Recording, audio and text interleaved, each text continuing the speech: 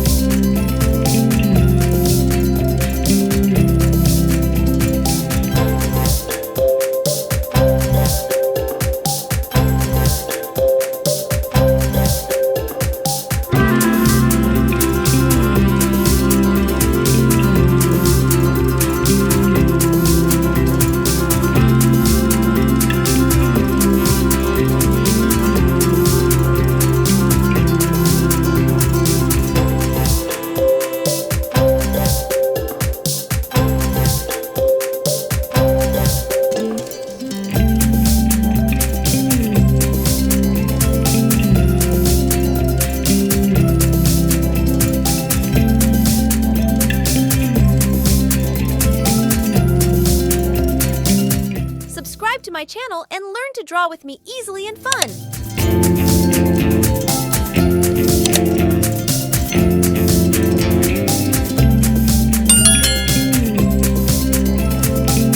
Great! Good job! How colorful our drawing turned out. But it seems to me that something else is missing? What do you think? Maybe we can decorate our painting with small, simple details. Sequins. Let's try it.